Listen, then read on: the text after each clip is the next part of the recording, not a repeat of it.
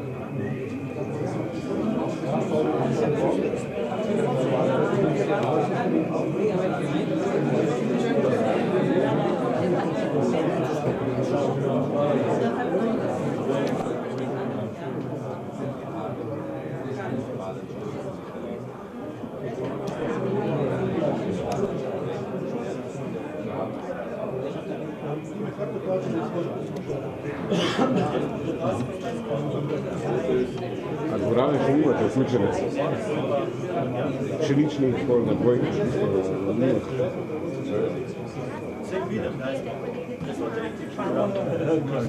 Danke für Ihre Geduld.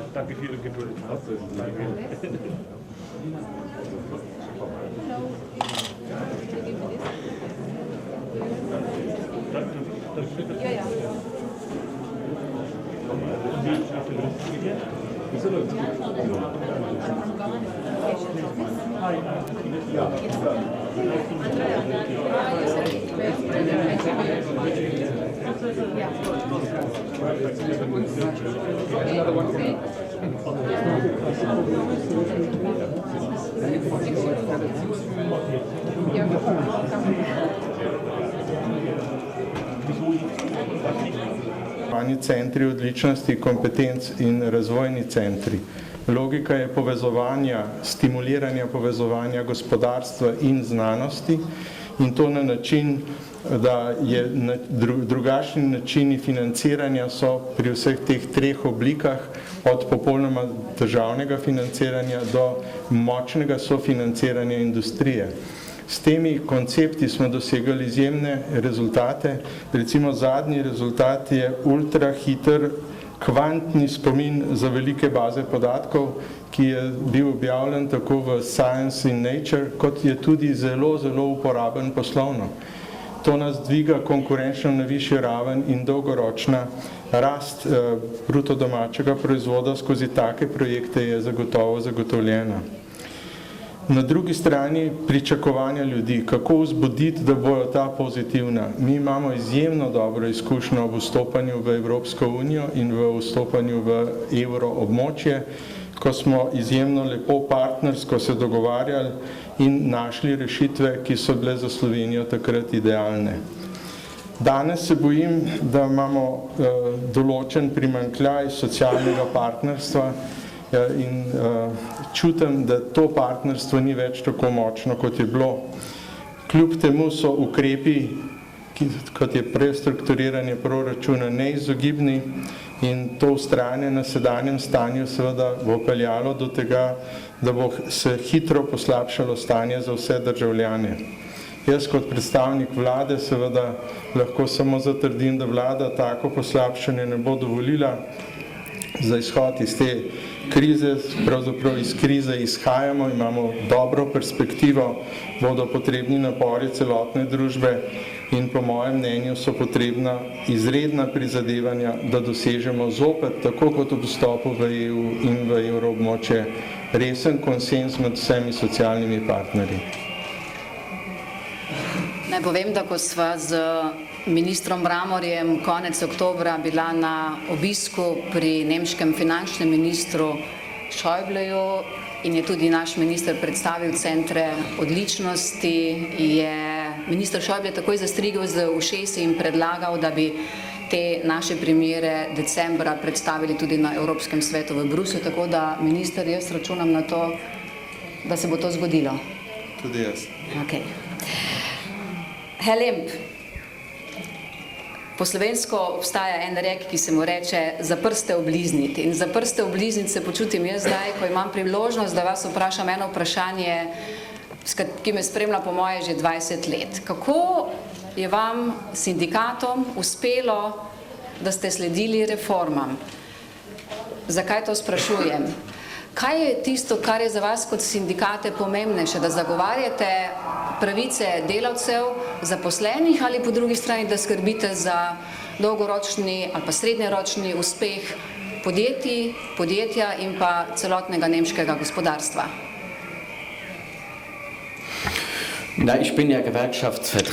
Torej sem predstavnik sindikatov in seveda se zavzemamo za pravice delodajalcev in delojemalcev, ampak po našem videnju to ni nujno v protislovju. In zato želim v tej diskusiji povedati predvsem, da kar zadeva reforme in reformacijske procese, sem trdno prepričan o tem, tudi na podlagi lastnih izkušenj, da so reforme lahko uspešne samo takrat, to velja tako za nivo podjetij, gospodarstva, kot tudi družbe, če na koncu ni nikogar, ki smo ga na tej poti pozabili.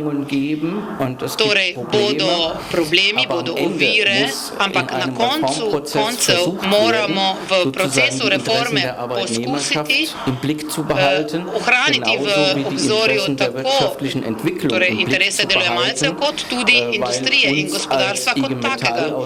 Kajti pri nas v sindikatu IG Metall in tradicija, kot smo jo mi doživeli tako v starih dobrih časih, kot tudi po preobratu, nam je bilo jasno, da ni nujno, da so reforme v protislovju z drugim razvojem. Seveda so tukaj nasprotni interesi, ki se razvijajo, ki jih je treba verbalizirati, se o njih pogajati, v nekaterih primerih mogoče tudi jih ne upoštevati, ampak tako pridemo do rešitev, se soočimo s temi problemi in mogoče dva praktična primera v tem kontekstu.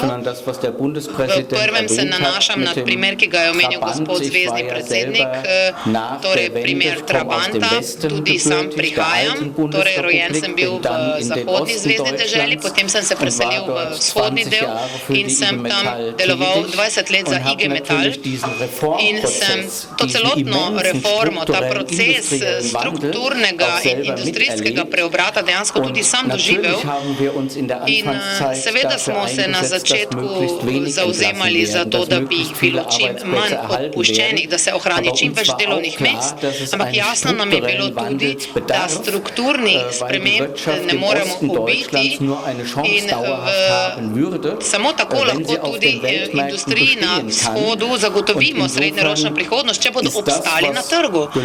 Tem bo industrijski preobrat lahko ustrezno spremljamo, katere ukrepe lahko izvedemo, da bi izpeljemo, da bi čim manj ljudi izgubilo svoje delovna mesta. To je seveda za veliko ljudi bilo razočaranje, kajti obseg, ki je bil napovedan, enostavno ni mogel zdržati, ampak transformacijski procesi, ki so bili izvedeni, se lahko pokažejo tudi v pozitivni luči, pa naj gre za optično industrijo, ki proizvaja za avtomobilsko industrijo. To so danes gospodarska jedra, gospodarski centri, kjer se razvija novo delo, kjer so se razvila nova delovna mesta in naša naloga IG Metalla je bila to, cel ta proces spremljati in poskrbeti za to, da se dejansko ustvarjajo delovna mesta, na kateri bo zagotovljeno ustrezno plačilo, da bo torej to delo izvedeno, opravljeno in tudi tukaj je šel razvoj v pozitivno smer. Drugi primer, ki sem ga želel izpostaviti z delodajalcev in z vlado, ki naj bi konec koncev pripeljali do tega, da kvalificirani kadri, ki smo jih imeli v tej industriji, lahko ohranimo, obdržimo in da potem, in mislim, da je bila to bistvena prednost, tudi izkazala se za bistveno prednost v gospodarskem razvoju po krizi, da smo dobro pripravljeni torej na razvoj, ki bo sledil po krizi. Takrat je šlo za velike reze, ki so bili izvedeni, ki so morali biti izvedeni, imeli smo določene zakonske spremembe, tudi te je zvezni predsednik že omenil, imeli smo spremembe na nivoju kolektivnih pogodb, ki smo jih sklenili z različnimi delodajalci in v takratnem času je to seveda pri kolegicah in kolegih vodilo do zelo malo navdušenja, lahko bi rekli. Tudi finančni izpad pri plačah je bilo čutiti, ampak pomembno je bilo, da smo ohranili delovna mesta in s tem zagotovili dobro štartno pozicijo za čas po krizi. Rekel sem tudi že, za nekem intervjuju sem bil vprašal, kako pogosto so bile stavke. Seveda Nemčija ni tista, ki bi stavko zelo odobravala, ampak to po mojem mnenju ni slabo. Pomembno je, kakšne rešitve izidejo iz stavkovnih procesov, kaj nam iz tega vsega uspe in če nam uspe doseči dober rezultat, če pa je štrajk, torej stavka vseeno potrebna, je tudi to v redu in tudi to ni nič slabega. In mogoče to omenjam zato, ker se zdaj zadnji čas pogosto govori o nemški situaciji in o stavki v vlakovodi, pa v letalskem prometu smo imeli takšne primere. Torej, to ni naša filozofija. Pri IG Metalu se ne zavzemamo za posamične skupine, temveč smo za solidarno tarifno politiko in če jo lahko dosežemo v sklopu pogajanj, je to v redu. Če pa je potreben delavski boj delavskega razreda, pa mora tudi ta boj se zgoditi in v vsakem primeru smo pripravljeni tudi na to. Ampak kot rečeno, če je možno stvari rešiti v sklopu pogajanj, potem se zavzemamo za to. Pridite še kdaj v Slovenijo, prosim, Ana. Ja, da sage ich auch. Hvala lepa, das heißt vielen Dank. Tako, tudi sama se pridružujem temu. Najlepša hvala. Sedaj bi pa prosila gospoda Semoliča, da predstavi svojo videnje.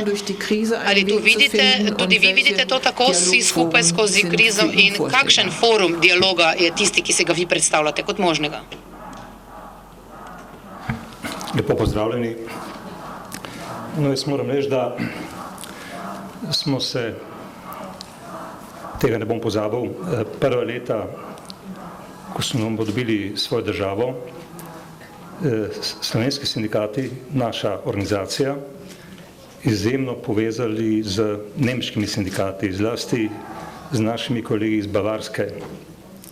Fritz Šeser je bil, ne vem, če kolegi iz Nemčije poznajo to ime, in smo se dosti in hitro učili od naših kolegov, sindikalistov iz Bavarske.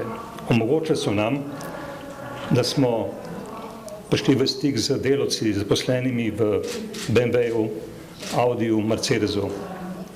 Dali smo si čas.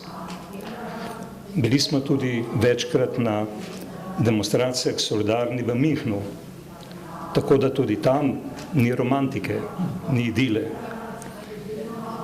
Tudi marsikaj smo sprejeli iz nemške zakonodaje. Nam je to olajšalo delo, zlasti zakon o soupravljanju delavcev. Ta je skoraj da kopija nemškega zakona. Tako da nas dosti vezi povezujejo iz preteklosti, pa tudi sedanjosti. To moram reči, zaradi tega, ker je omizje tako, da lahko to rečem, v znak tudi zahvale nemškim sindikalistom, da so nas marsikaj naučili. Nočem soditi, ali smo bili vedno dobri učenci, ampak marsikaj res smo se naučili od naših kolegov in kolegic iz Bavarske. Tudi se strinjam z spoštovanim ministrom Dušanom, mojim somenjakom, da če gledamo nazaj v Sloveniji, imamo tudi marsikaj dobrega za pokazati, kar se tiče socialnega dialoga. Ja, težki pogoji za vstop v Evropsko unijo, težki pogoji, še težji za sprejem evra, smo dosegali prav zato, ker to ni bil samo projekt diplomacije, politikov, ampak skupen projekt delodajalskih organizacij, sindikatov, pa seveda politikov. Če tega ne bi bilo, nočem reči, da ne bi to dosegli, ampak dosti težje in tudi kasneje. Ampak zdaj smo tukaj.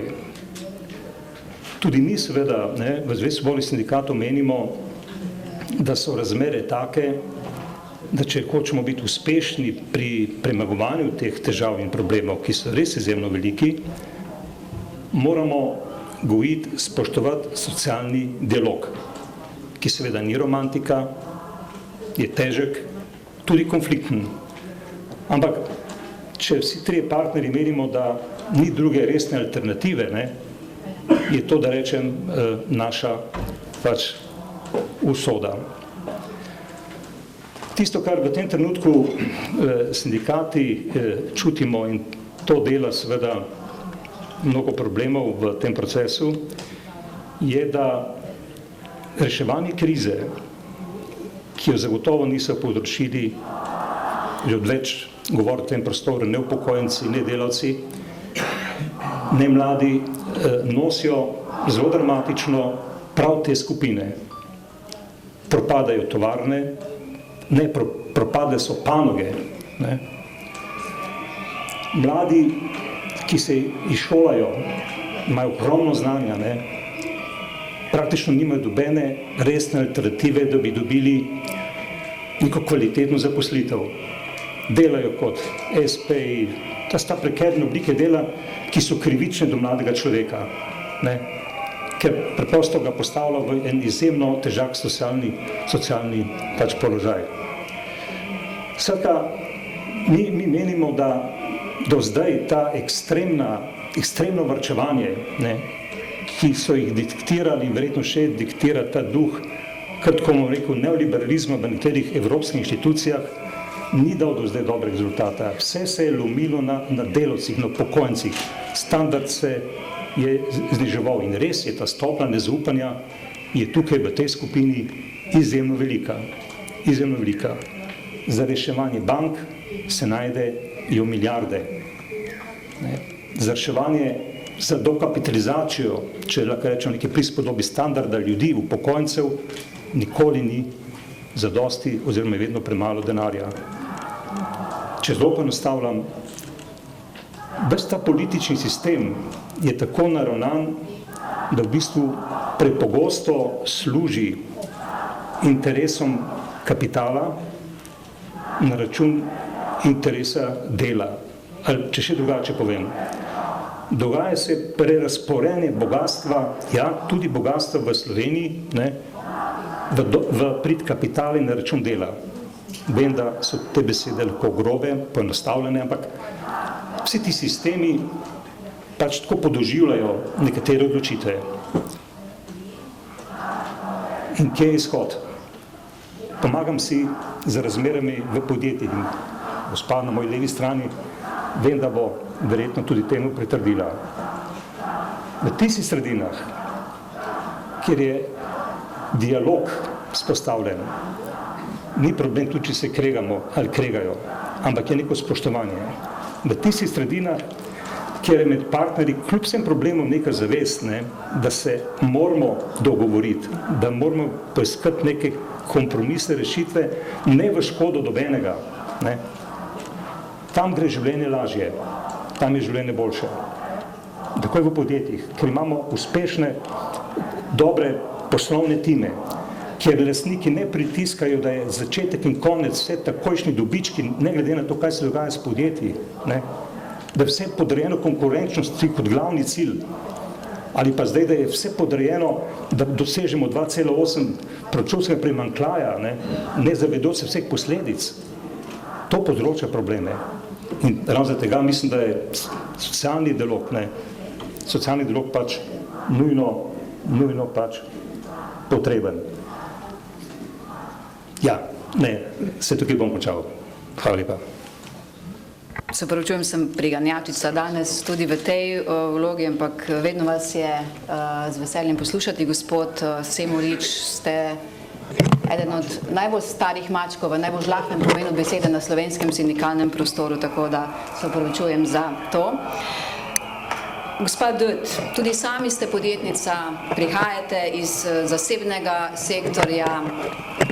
Kje pa je odgovornost zasebnih podjetij za reforme? Kaj naj bi zasebna podjetja imela od tega, da se strinjajo z reformami, ki so pripravljene mogoče nekje drugje? Kako je s tem v Nemčiji?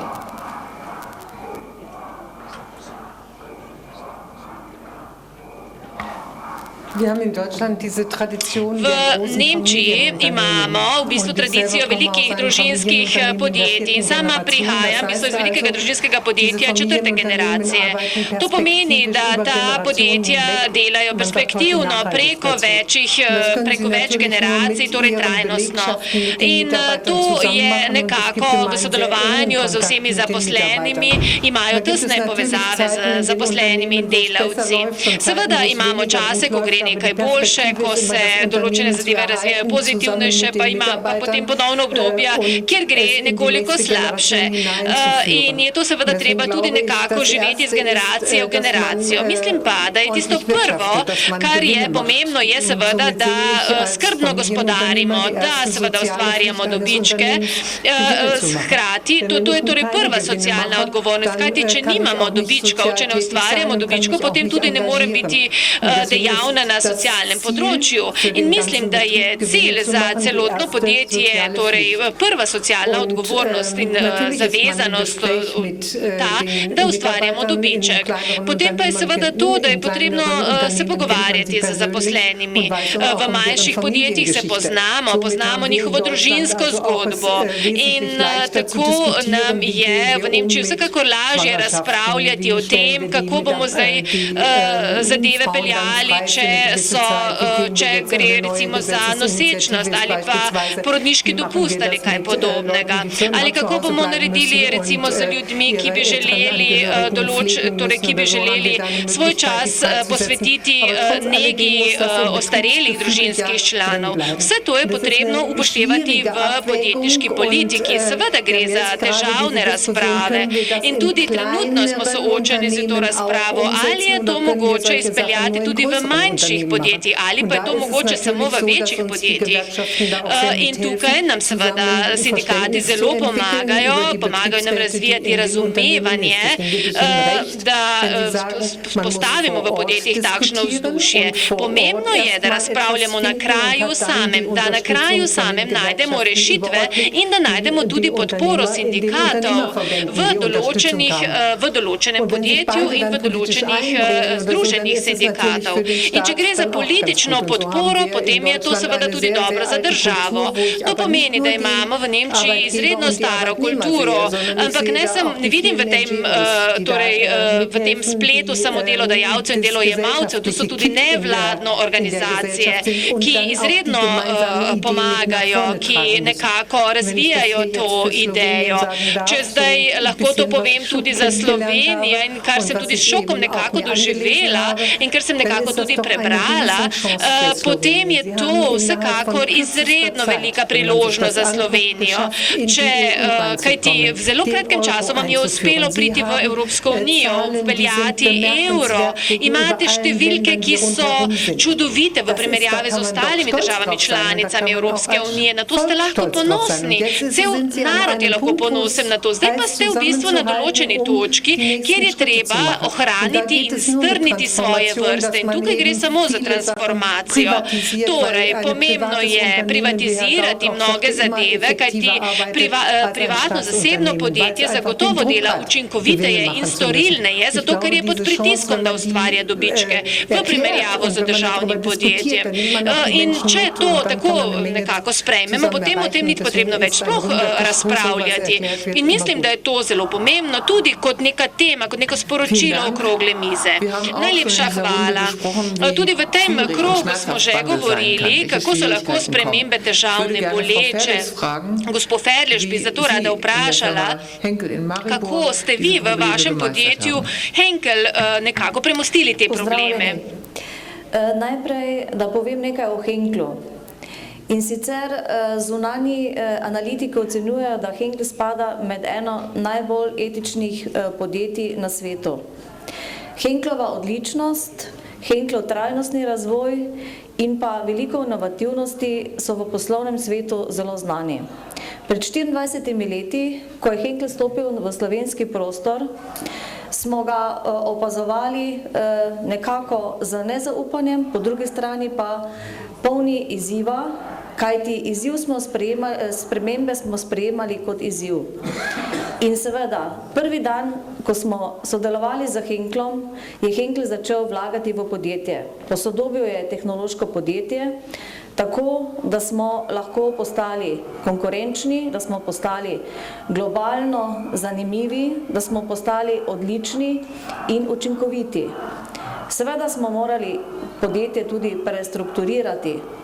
Brez tega ne gre, vendar z veliko resnostjo, z odgovornim ravnanjem do vseh deležnikov, do zaposlenih, do družbe, smo vodili dialog v smislu razumevanja. In skupaj smo našli pot z skupnimi cilji, ambicioznimi cilji, ki smo se jih zastavili, z strateškimi prioritetami in za neko vizijo. Smo šli skozi leta sprememb in pozitivnega razvoja. In v ospredju je bil vedno človek. Skrbimo za svoje zaposlene cenimo, jim ponujamo veliko možnosti in veliko novih izzivov. In smatram, da samo lahko z skupnim dialogom pridemo do skupnih ciljev. In tako lahko danes rečem s ponosom, da smo eno izmed večjih pomembnih podjetij, ne samo znotraj Henkla, tudi v slovenskem prostoru, da smo v 20 letih pisali nekako zgodbo uspeha. In ne ponašamo se samo z to lokacijo proizvodnje v Mariboru. Dejansko, zaradi tega, ker je Henkel eno izmed zelo inovativnih podjetij in podaja veliko vlogo in smisla inovativnosti, smo se tudi mi že v Mariboru predhodno že nekje pred 22 leti intenzivno povezali z univerzami in pridobivali kader. Kajti smatramo, da v mladih ljudeh je potencial. In z našim znanjem in z našimi izkušnjami smo naše lastnike opozorili tudi na to, kako smiselno je imeti tudi določene kompetenčne centre v Mariboru, ker so tudi centri znanja. Tako imamo tudi določena poslovna področja na področju razvoja in raziskav in lahko zaposlujemo tudi mlad strokovni kader. Na to smo zelo ponosni in skupaj gradimo za njimi tudi prihodnost. Hvala, gospa Ferlež. Boste spremljali našega ministra Mramorja decembra v Bruslju. Boste še kaj o vaših uspešnih centrih povedali. Gremo spet na nemško stran, gospa Špiner-König. Bavarska je nekoč veljala za ostalo kmetijo Nemčije. Pa tega ne govorim zato, ker zdaj živim v Prusiji, v Berlinu, ampak tako je bilo.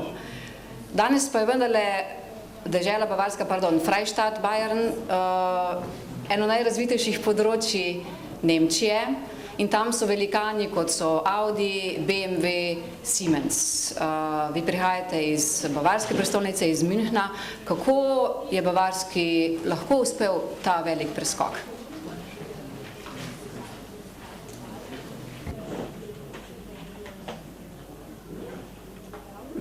Ja, ich denke, das ist auf viele Faktoren zurückzuführen. Mislim, da je to povezano z številnimi dejavniki in zagotovo najpomembnejši zame je seveda izobraževanje. Torej gre za dualni sistem izobraževanja, ki je največja pozitivna pridobitev torej nemškega izobraževalnega sistema, pa seveda tudi zelo kakovostno univerzitetni izobraževalni sistem. Torej gre za univerzo v Münchnu, ki se povezuje tudi z lokalnim okoljem. In to je izrednega pomena. Torej nekako ohranjamo ljudi, da živijo, ostanejo v regiji sami, da ne odhajajo v metropole, v centre. Recimo sredi 60-ih let, takrat, ko je nekako naša proizvodnja padala, oziroma ko smo selili našo proizvodnjo ven, torej iz samih centrov. V tistem času, torej edino, kar smo imeli, oziroma na čemer smo stavili, so bila učna podjetja oziroma delovna mesta za vajence. Naslednje, kar je izrednega pomena za takšen razvoj, za takšen preobrat, je seveda tudi razvoj infrastrukture. Mogoče je to zelo enostavno vprašanje. Zelo hitro je bilo namreč možno, da smo investirali v infrastrukturo. Recimo tudi letališče v Ellendingu je bilo koncipirano kot vizija že v 60-ih letih. Torej, če govorimo o tedanjih razmerah, je šlo za izredno vizijo. In jutri pričakuje drugačne rezultate, je nekoč rekel neki modri mož. Kaj je tisto, kar nam zagotavlja družbeni razvoj? Kako biti kos jutrišnjim izzivom in kaj pomenijo spremembe? Spoštovana gospoda predsednika, dragi udeleženci okrogle mize, spoštovani gostje, dialog za spremembe, oblikovanje družbenega soglasja je naslov te današnje okrogle mize. Imejmo pogum za spremembe je rdeča nit številnih javnih nastopov nemškega predsednika Gaucka, ki se oglasi vedno, ko začuti, da je to potrebno, ki zna biti tudi tiho, ko je to potrebno, in potem raje govori s svojimi dejanji. Z nami je tudi gospod Wolfgang Lemp, izvršni član upravnega odbora IG Metall, ki je največji nemški sindikat, sindikat kovinsko-predelovalne industrije, in spoštovani gospe in gospodje, imamo res pred seboj izjemno močnega gospoda. Njegov sindikat ima več članov, kot je prebivalcev Slovenije, in sicer 2.200.000. Spoštovani gospod Lemp, dobrodošli. Gospa v rdečem je odgovorna za to, da v nemškem Bundestagu sploh še obstaja skupina nemško-slovenskega prijateljstva. Marie-Louise, najlepša hvala za to. Sicer pa je gospa Dödt že 16. leto poslanka v Bundestagu, je tudi predsednica Združenja katoliških podjetnikov, BKU, in tudi sama podjetnica, izjemna strokovnjakinja za vsa vprašanja okolja in tudi jedrske varnosti. Dobrodošli.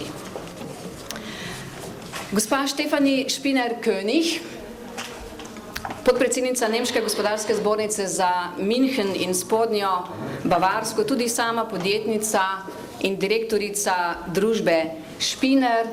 Kasneje boste ugotovili, zakaj smo še posebej povabili nekoga iz Bavarske. Grüß Gott. In danes v posebni vlogi moderatorke, sicer neumorna, hiperaktivna, neutrudna, ki zelo ljubi slovensko vino, dr. Ana Princ, veleposlanica Zvezne republike Nemčije v Sloveniji. Ana, slovenski gostje so zdaj tvoji.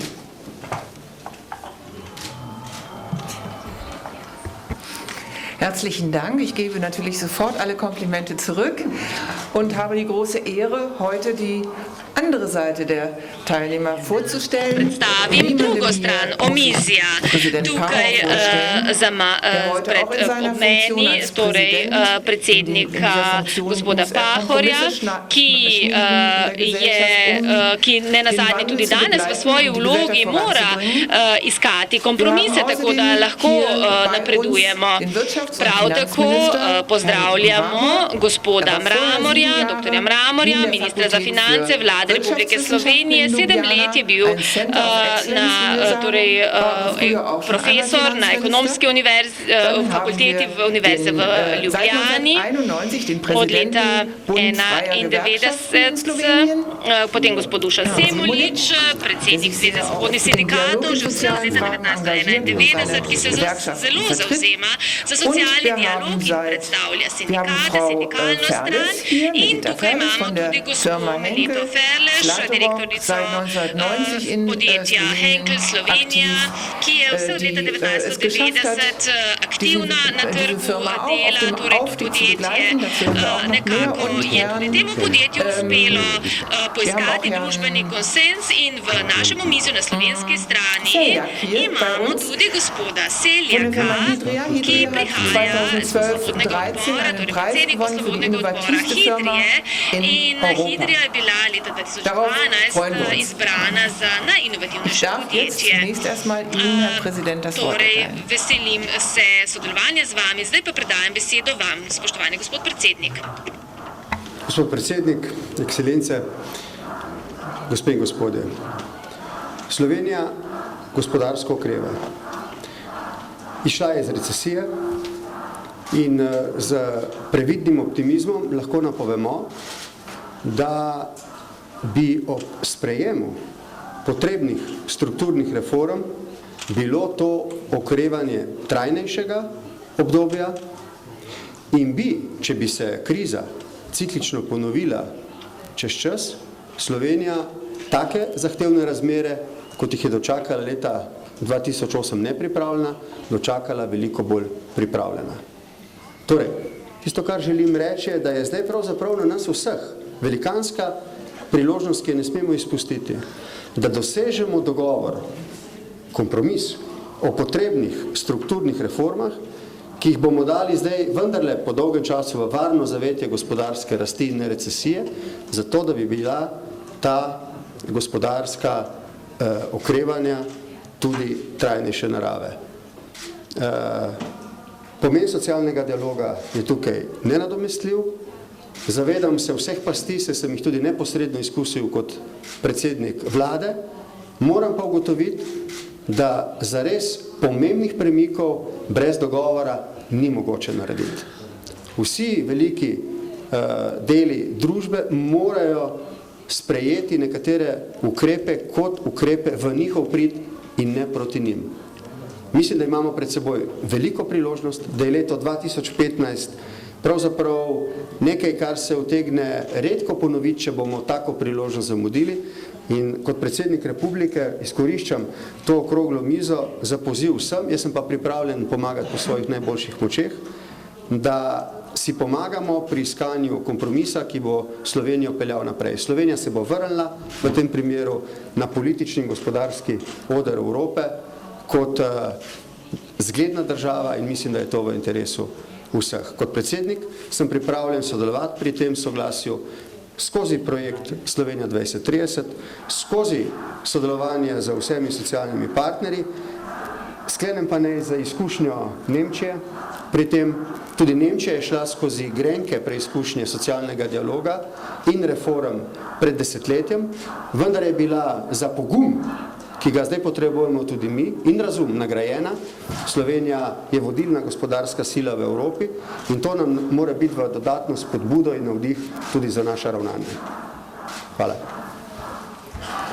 Spoštovani predsednik Gauck, vaš prvi nastop sem doživela oktobra lani v Stuttgartu ob dnevu nemške enotnosti in ko ste govorili o uspehih Nemčije, ste vmes povedali tudi stavek: Wir müssen auch morgen wiederum Mut zu weitsichtigen Reformen aufbringen. Tudi jutri moramo imeti pogum za daljnovidne reforme jutrišnjega in današnjega dne. Na višku nemškega gospodarskega uspeha in kar nekaj sprememb, ali če povem za nemško besedo, Wende, ste doživeli. Kako je to doslej Nemcem tako uspelo? Wende leta 89-90, Wende za program 2010 in močna Nemčija, tako politično kot ekonomska.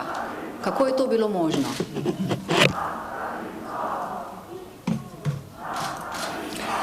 Vor allen Dingen gibt es in Deutschland etwas obstaja nekaj, kar ima tradicijo. Namreč to je kultura konsenza, oziroma da s konsenzom iščemo rešitve in ki potem zadovoljijo različne deležnike družbe. In iz te izkušnje, ki je nekako rasla v Zvezni republiki Nemčiji in v kateri rastejo delodajalci, delojemalci, na tem smo gradili tudi o preobratu leta 1989. Ampak seveda se je treba spomniti tega. Vse srednjeevropske države, torej jugovzhodne države, tudi zahodne sosede imajo posebne gospodarske modele, kjer je država nekako zagotavljala vsakemu delavcu delovno mesto, ne glede na to, ali je bilo to delovno mesto rentabilno ali ne. In za to izkušnjo je nekako zrasla tudi moja generacija, kajti nismo poznali nobene zaskrbljenosti glede delovnih mest, zagotovljenih delovnih mest. In imeli smo nekako preživeli in doživeli smo mirno revolucijo in s tem je bila povezana v bistvu tudi sprememba določenih gospodarskih struktur. Soočeni smo bili z naslednjo situacijo, ki jo poznate zelo dobro tudi tukaj. Velik del obratovalnih podjetij, predelovalnih podjetij, to so recimo tudi zadruge in seveda tudi majhna, srednje velika podjetja so bila uničena. Nekako niso bila primorana v tistem času gledati na svojo učinkovitost in storilnost. V bistvu ni bilo potrebno paziti na to, kaj je njihov in kolikšen bo njihov dobiček. Šlo je za politično obnovo in politične reforme.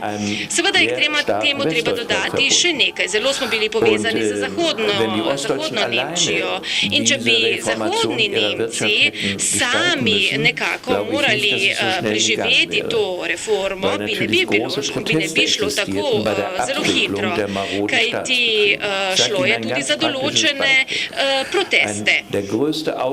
Samo en primer naj navedem. Avtomobilski koncern, ki je proizvajal Trabanta, je prišel do spoznanja, da seveda veliko ljudi tega avtomobila ne bo več kupovalo. Zato je bilo treba torej lastnikom seveda nekako pojasniti. Šlo je za številne, za ogromne masovne proteste. Vodstvo podjetja je moralo stopiti pred delavce in povedati, seveda želeli bi nadaljevati z proizvodnjo, vendar pa moramo vprašati, kdo od vas bo še kupil ta avtomobil jutri, ki ga želimo mi proizvajati. In seveda delavci so bili toliko pošteni, da so se samo javili tu in tam. Torej raje so seveda kupili japonske avtomobile in druge nemške, zahodno-nemške avtomobile in takšna je bila tedanja situacija. Torej, ker pa smo bili v skupnem gospodarskem prostoru, torej v skupni Nemčiji, je bilo jasno, da bodo na trgu ostala samo učinkovita podjetja. Neučinkovitih trg ne bo trpel. Zato je bilo treba razmisliti, kaj bi se lahko, oziroma kako bi lahko poskrbeli na tem velikem nemškem trgu za to, da brez dela ne bodo ostali vsi delavci. Brezposelnost je bila velika, ampak vendarle so delavci premostili to veliko krizo, tako s pozitivnimi kot negativnimi posledicami.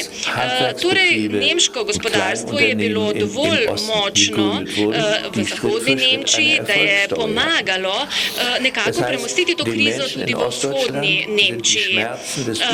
Skratka, torej te bolečine, s temi bolečinami, s tem grenkim preokusom je soočena tudi nemška družba.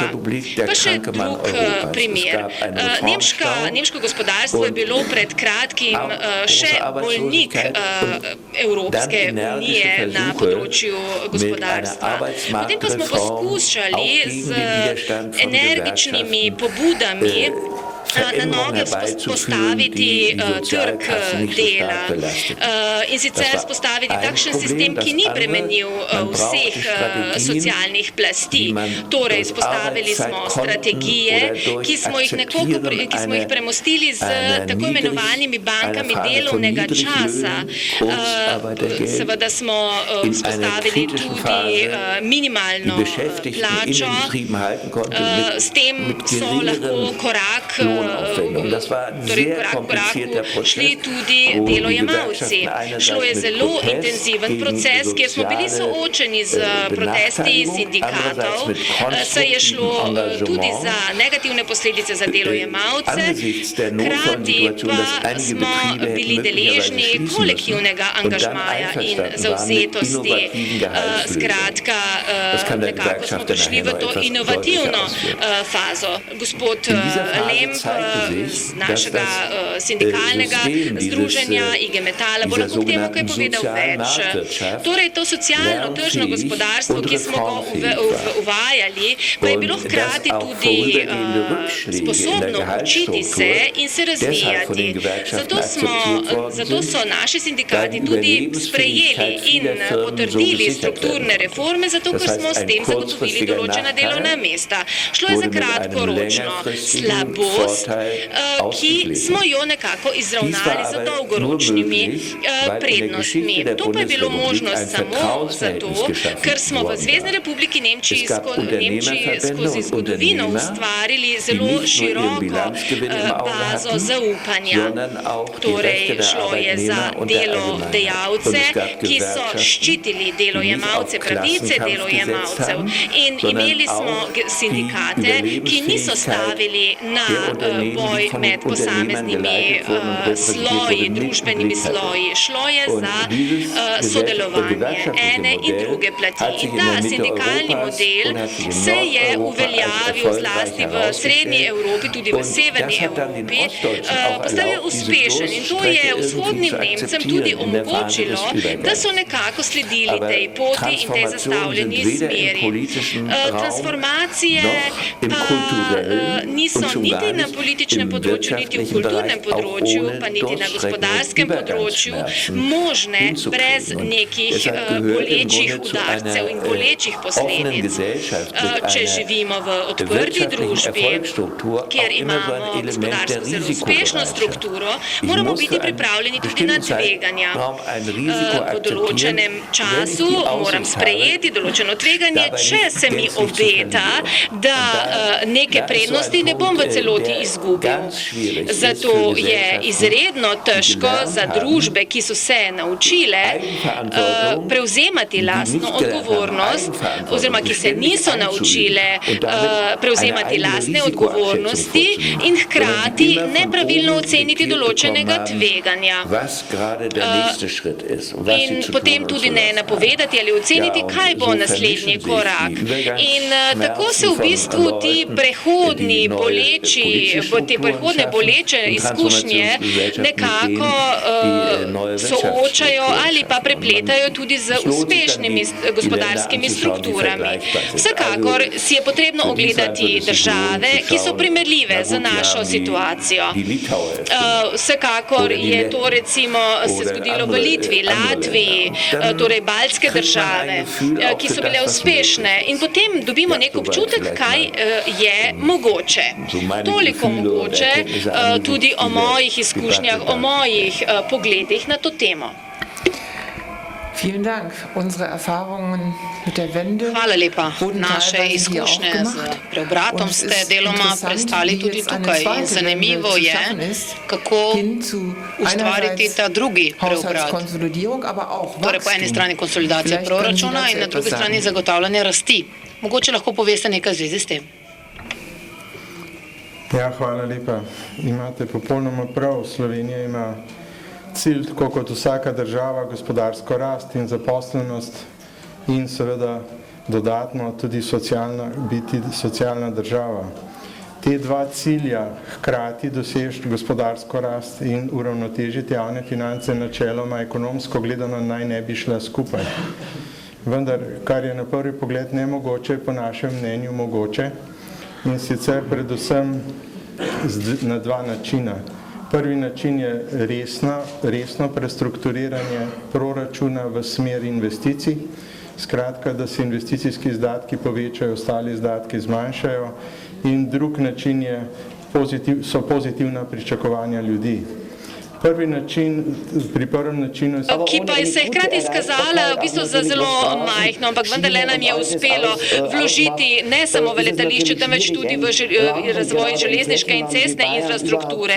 To je izrednega pomena, da se razvija recimo zlasti podeželska regija, kot je Bavarska. Hkrati danes seveda prek temu prihaja tudi širokopasovna infrastruktura, v katero se vlaga, tako da dajemo možnost za dober razvoj tudi podeželju samemu in da imajo tudi podeželsko prebivalstvo dostop do interneta. Tretja točka pa je sinergija. Mislim, da je bil gospodarski minister Schädl, ki je nekako poskrbel za to, da se je energija, oziroma da je bila energija na voljo vsem, ne glede na samo razpršenost, geografsko razpršenost področja.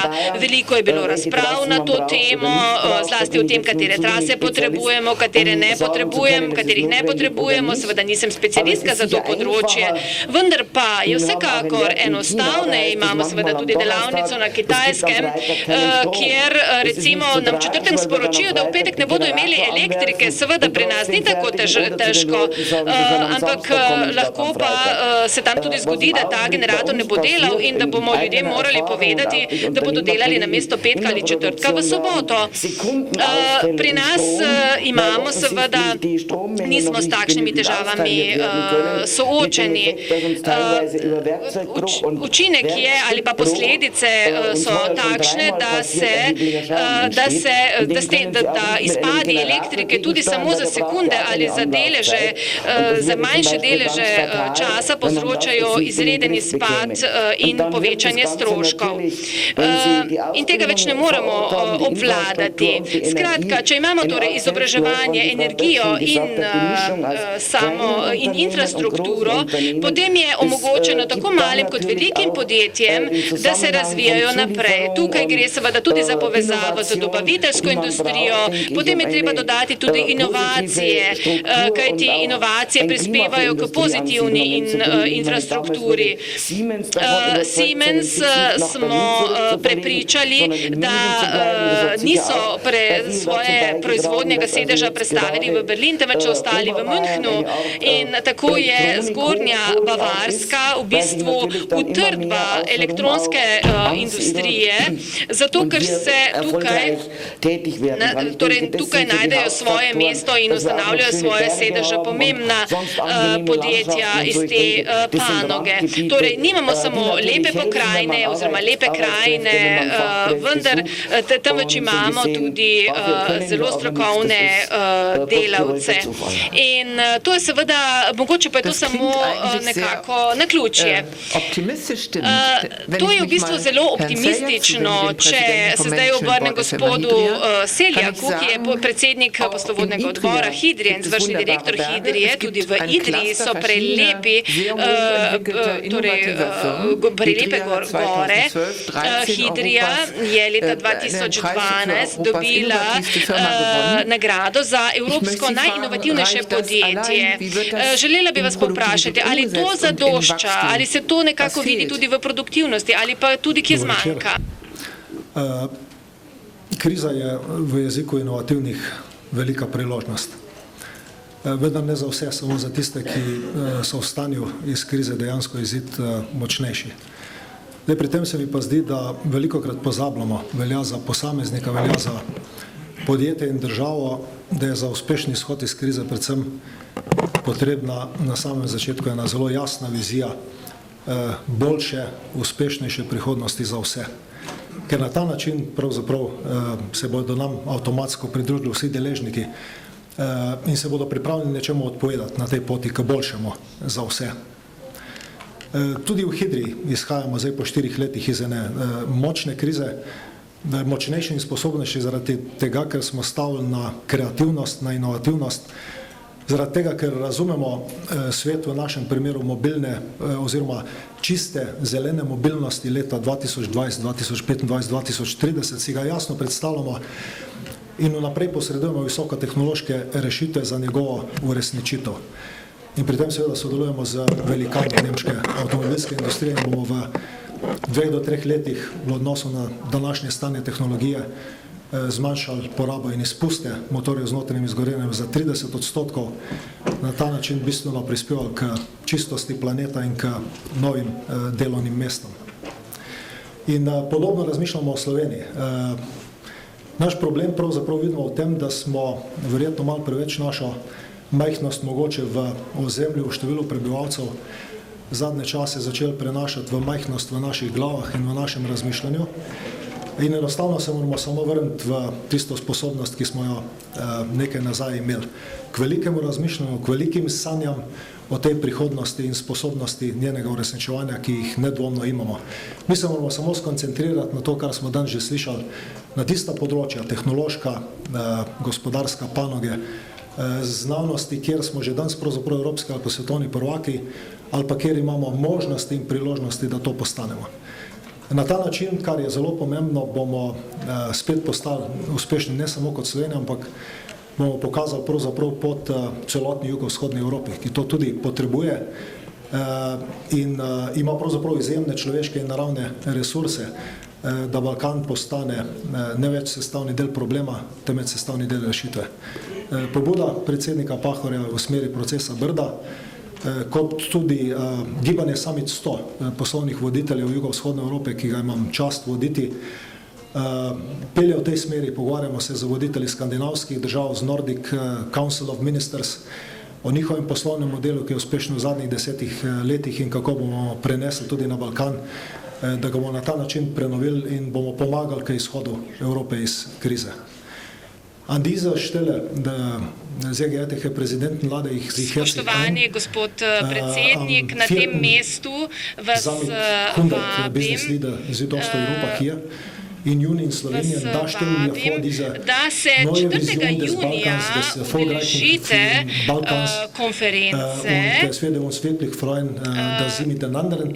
in prosim in zelo nas bi veselilo, da bi bili skupaj z nami na tej konferenci vseh podjetij jugovzhodne Evrope. Naj povem, da je koncern Hydria tisti, ki ima v Nemčiji tudi kar nekaj podjetij, in so zdaj v pogajanjih za en velik posel. Isto lahko, ne bom povedala, ne smem, ampak pa velja. Če pa ta posel sklenete, pa plačaš rundo za vse nas. Za vse nas pa še za priložnosti, zagotovo. Upam, da bomo kmalu lahko poročali o tem velikem poslu.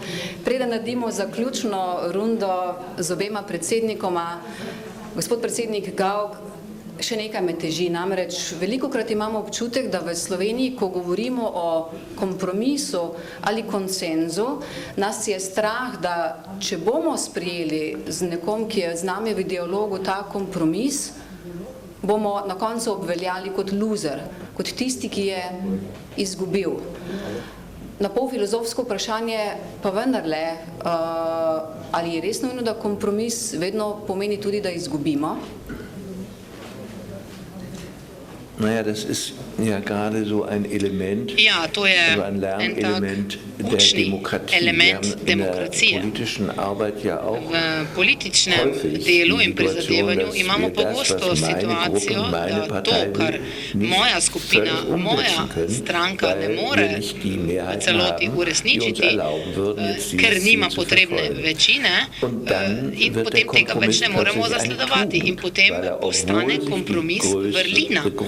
Kajti kljub velikosti skupine ta argument ni mogel biti uveljavljen, ker potrebna večina ni bila zadovoljena. Kljub temu pa je treba razvijati naslednje korake v to smer. V politiki torej velja, in to so različni delojemalci po svetu odkrili tudi sami zase, da tudi v pametnem kompromisu je močna, torej pametna moč skrita. Torej, kompromisno naravnane sindikalne organizacije, kot jih imamo v Nemčiji, spodbujajo to retoriko klasičnega delavskega boja, ki jo primerjamo potem z retoriko današnjega časa, potem tukaj nekako v ta dialog nesemo moč in power. To je čudovito, kaj govorite, pravijo. In po drugi strani lahko ugotavljamo, da sindikati, ki delajo in sprejemajo kompromise, imajo več dobrih kart v roki. Kajti ugotovili smo po svetu, da bi mogoče lahko glasno protestirali, ampak tista težavnejša pot z nasprotno stranjo, torej v procesu, v katerem smo lahko ugotovili, kaj torej so interesi ene in druge strani, ta se je na koncu izplačala. Torej, IG Metall je verjetno v Nemčiji sindikat, ki lahko največ stavkajočih pripelje na cesto, ampak na drugi strani ta situacija izvajanja pritiska v različnih panogah nemške industrije je pripeljala do tega, da je to hkrati način, kako delojemalce obdržati. Torej, tudi podjetja so želela obdržati kvalificirane kadre, torej se pogajati o začasnem znižanju plače ali o začasnih dodatnih zaposlitvah za določeno obdobje. In te predlogi so bili sprejeti. In to je zagotovilo nadaljno obratovanje, nadaljni obstoj določenih podjetij. In v Nemčiji nam je to uspelo s tako imenovanim nadomestilom za kratkoročno delo in nastala je baza zaupanja, medsebojno zaupanje. Tam, kjer zaupanje še ne obstaja, tam je treba delati v smeri kompromisa. Tam se kompromis razume kot, vi ste pa zdaj izgubili, ker ste sklenili kompromis. Ampak izkazalo se je, da je kompromis tudi simbol in znak moči in predvsem sposobnosti, da ne rešimo samo parcialno določeno problematično področje, torej mojo plačo, moje profite na določenem področju, ampak da se vprašamo, zakaj je to tako potrebno, zakaj so ti ukrepi potrebni. In tako lahko poštevamo tudi interese delojemalcev tudi v manjših podjetjih. Torej to medsebojno razumevanje interesov druge strani in dopuščanje prostora za skupno iskanje rešitev, to je pomembno. Torej, poskus doseganja kompromisa, ne absolutna strategija, kako zmagati, ampak strategija prihodnosti. Na tem je treba delati in potem bomo zagotovili dobiček in profit za obe strani. Torej, resnično se splača preučiti izkušnje, ki so jih partnerji dosegli na podobnih področjih. Eden izmed največjih nemških koncernov, nekoč mi je rekel, ko bomo šli v Ameriko in razpravljali tam o s predstavniki delovskih svetov, nam bodo predstavniki vprašali, zakaj pa to počneš?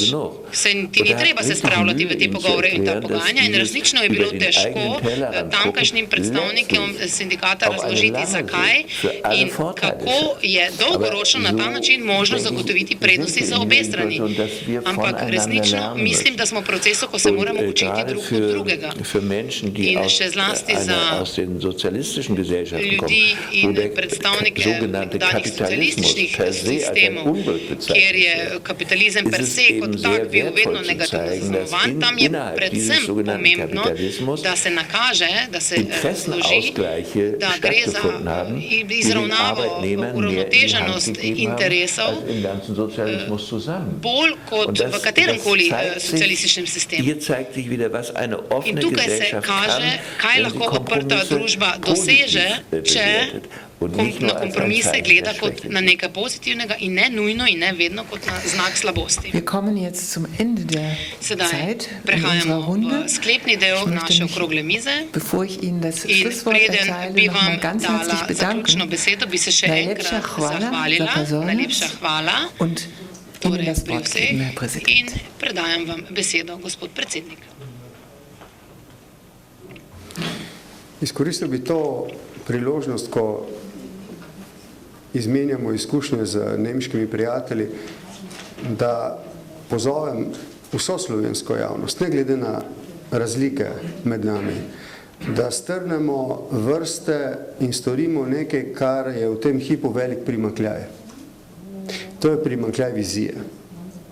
Ko smo Slovenci znali videti 2 koraka naprej, smo storili tudi naslednjega kratkega in naslednjega in prišli do teh uspehov.